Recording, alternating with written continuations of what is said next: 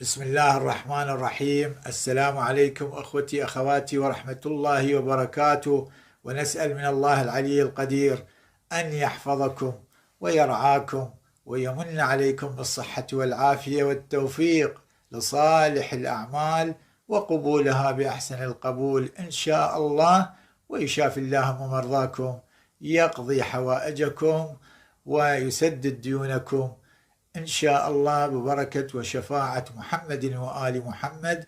اللهم صل على محمد وآل محمد. هذا اليوم وهو يوم مبارك، يوم الخميس، وكما نقلت الكتب المعتبرة ومنها جمال الأسبوع للسيد ابن طاووس رضوان الله تعالى عليه، فيها صلاة، وهذه الصلاة مهمة وأجرها عظيم مؤكدة الاستحباب. هذه الصلاة تصلى ابتداء من طلوع الفجر إلى ما قبل صلاة المغرب.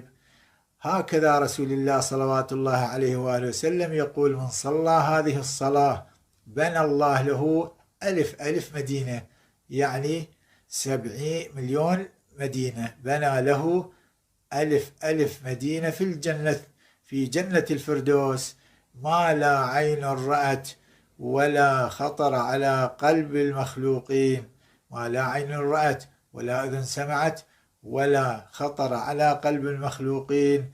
وخلق له 70 ألف ملك، يعني 70 مليون ملك، هذه في ذلك اليوم الذي يصلي به هذه الصلاة، يمحون عنه السيئات ويكتبون له الحسنات ويرفعون له الدرجات في ذلك اليوم إلى أن يحول الحول. ما أعظم هذا الأجر في هذه الصلاة إن شاء الله، وهي صلاة ركعتين، وقتها مثل ما قلنا ابتداء من طلوع الفجر إلى ما قبل صلاة المغرب. نيتها أصلي صلاة يوم الخميس قرب إلى الله تعالى. الصلاة أحبتي ركعتين، في الركعة الأولى تقرأ فاتحة الكتاب مرة، و300 مرة قل هو الله أحد.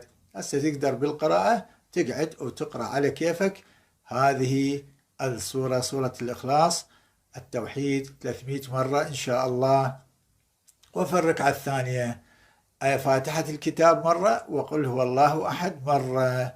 هذه الصلاة وهذا هو الأجر العظيم.